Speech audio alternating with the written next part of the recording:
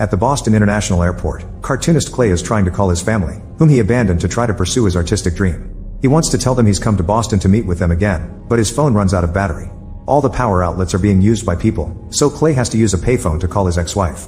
Suddenly most people in the airport begin squirming and groaning in pain while still holding their phones against their heads, including people with headphones or Bluetooth headsets. A horrible noise screeches in their ears and soon they start frothing at the mouth before transforming into zombies, causing them to attack the few unaffected people. As violence and chaos take over the airport, Clay sees a zombie attacking a young girl and hits him to save her. There's a guy feeding on a dog, others falling off the second floor, and a girl who steals a phone to call 911 only to start mutating as well.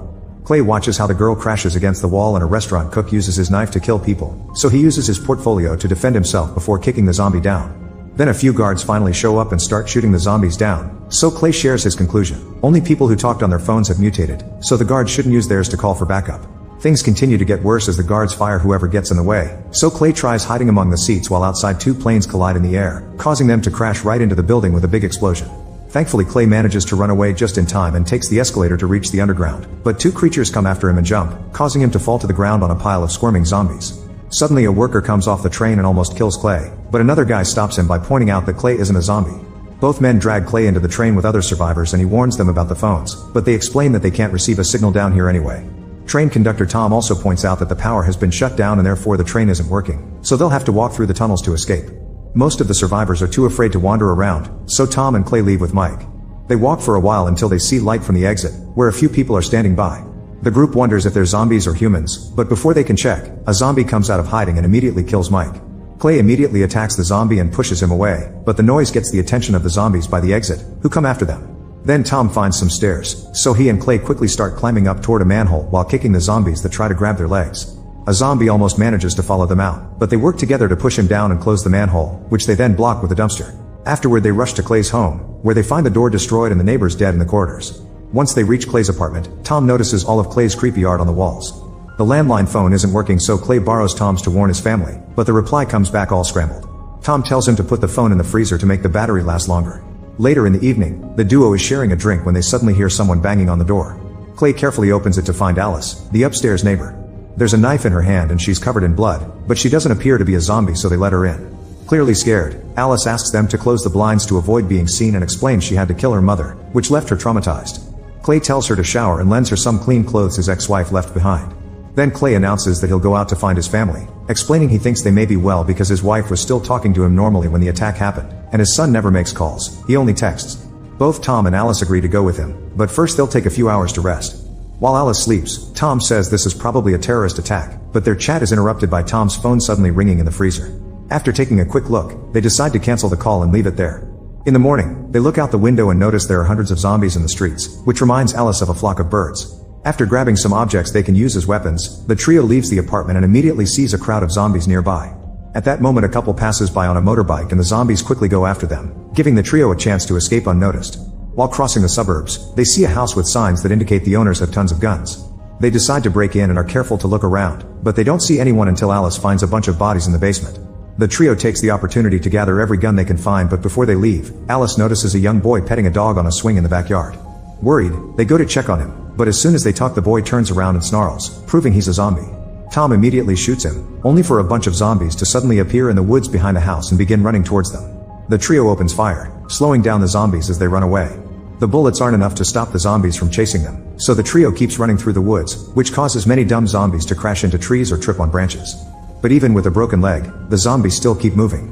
The trio tries to shoot them down again, but more zombies keep showing up, so the group runs to the lake and hides under a boat. When the zombies reach the lake too, they look at the sunset and open their mouths to emit a horrible screeching noise that sounds like a phone signal. Then they just walk away. The trio discusses what just happened and concludes the zombies are programmed to stop at sunset. Tom wonders how the zombies knew where they were so quickly and realizes that they learned their location when the boy saw them, meaning they share a hive mind. Afterward the group keeps traveling for an entire day. When night falls again, they suddenly hear some music and follow it to find an academy building, where they're welcomed by student Jordan and headmaster Charles. They say they'll be fine as long as the music plays and show them what they mean by taking the trio to the sports field, where all the zombies are lying down together while music comes out of their phones and their mouths. Charles proves they won't wake up by stabbing a zombie in the leg and points out that these creatures work as one for the good of the group. He even calls it the next stage of human evolution, but he worries about the zombies possibly realizing they don't need to sleep. It's obvious that they need to kill all these zombies before they wake up, so Charles suggests spraying them with gasoline and burning them down while they're still asleep. Tom and Clay get into a truck and start to spray the gasoline all over the field of bodies, driving over them as if they were grass. Once the truck is out, Charles sets them on fire with a flaming arrow and the group watches the zombies burn, but a few start waking up so they have to shoot them down. At that moment the flames follow a trail of gasoline into the truck and cause it to explode, killing Charles in the process. Jordan has a breakdown and Clay has to comfort him. Sensing a feeling of rage coming from the burning bodies, the group decides to leave the academy. After wandering around for a while, they find an empty drive-in theater to hide in during the daylight. Tom prays for their future and the group goes to sleep, but Clay hears a weird noise coming from the bathroom. When he goes to check, he's shocked to find a zombified Raggedy Man getting busy with his ex-wife. At that moment Clay wakes up and realizes it was a nightmare, but by chatting with the others, they discover they all dreamed about the same guy. It's very strange because Raggedy Man is a character from Clay's comics. When night falls, the group goes out and finds a burning pile of mobile phones nearby. Suddenly Tom and Alice's phones ring, but they just add them to the pile. After walking for a few hours, they find a roadside bar with some graffiti that says Cashwalk no foe. Wondering if it means no phones, the group enters the bar and finds more survivors, who explain they're traveling to Cashwalk, a state park in Maine where supposedly there's no cell service. While everyone shares a drink, Tom asks Clay how his comic ends, but Clay never finished it. Sometime later while everyone is asleep, Sally is woken up by a strange noise. She goes to the door to make sure it's locked, but she's still curious and puts her ear on the door to listen to a weird signal-like noise. At that moment Clay also wakes up and sees Sally simply standing there.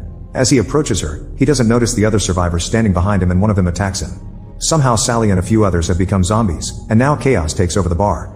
Clay gets the zombie off him by shooting him, and Tom also opens fire while other zombies hold the bartender down. Then Sally begins screeching directly into his ear to transform him, revealing that hearing the signal-like noise from another zombie up close is enough to become one. The bartender attacks Clay so he retaliates by beating him down while another zombie jumps on Tom. Alice quickly saves him with a few shots, and Sally uses the chance to hit her from behind with a bat. Tom immediately kills Sally, who was the last zombie standing. Then the group rushes to cover a bleeding Alice with blankets. They take her outside so she can see the sunlight one last time, and Alice soon dies. After burying their friend, Tom, Clay, and Jordan keep on traveling, unaware that the Raggedy Man watches them from afar. A few hours later, they encounter a campsite with Ray and Denise, who claim to be zombie killers. They already tried Cashwalk, but it turns out the no-phone zone is a lie. The park used to be that way, but when they built a casino in the area last year, they also put up a cell phone tower. Ray and Denise have also had dreams of the Raggedy Man, and Ray thinks killing him will defeat all the zombies. The duo also reveals that they have captured Denise's zombified brother and use him as an alarm. He usually keeps quiet but starts acting up when other zombies are approaching. At that moment the brother starts moving and repeating "Are you coming home?" using the voice of Clay's son. When Clay removes the hood from his face, the zombie even says "Hi Dad" in the kid's voice, so Tom shoots him in the head before he can transmit their location to others. Afterward they all escape in Ray's ice cream truck, but after a few hours of driving, Ray stops the truck and goes into the forest. Clay follows him and hears Ray say that he's seeing the Raggedy Man everywhere, refusing to believe it may be a hallucination caused by his lack of sleep. Deciding it's too late for him, Ray announces he gives up and throws a cell phone to Clay, explaining that when the time comes he should call the number on the slip. Then he tells Clay to step away and activates an explosive to end his pain. Sometime later, the group arrives at Clay's house. When he looks inside, he doesn't see anyone, but he does find a message on the fridge left by his son explaining his mom became a zombie so he went to Cashwalk. Frustrated, Clay kicks down some furniture before checking the attic, where he opens the door and is suddenly attacked by the Raggedy Man. Clay struggles against the zombie's hits and can barely defend himself, but then Tom arrives and drags the creature away. The zombie starts attacking Tom instead, so Clay uses the chance to retaliate and begins beating the zombie up with a piece of wood. Soon Tom joins him and adds a few shots until the zombie is finally dead. When the zombie's hood falls, Clay is devastated to realize this isn't Raggedy Man, it's his ex-wife. Afterward Clay begins considering using Ray's phone and Tom checks the truck to discover that's packed with explosives, meaning the number on the slip activates them. Clay decides to go to Cashwalk even if it's too dangerous because he wants to find his kid, so he gives Tom, Denise, and Jordan the keys to his wife's car so they can leave for Canada. He also gives Jordan some spray paint, asking him to paint the group's initials on the side of the road every couple miles so he can reunite with them later. After saying goodbye to his friends, Clay drives off in the truck and doesn't stop even when he sees survivors asking for help by the road. Eventually he makes it to the phone tower in Cashwalk and is shocked to see the thousands of zombies marching in a circle around it. Clay pushes through them with the truck and they don't even react, allowing him to reach the center of the circle and find the Raggedy Man.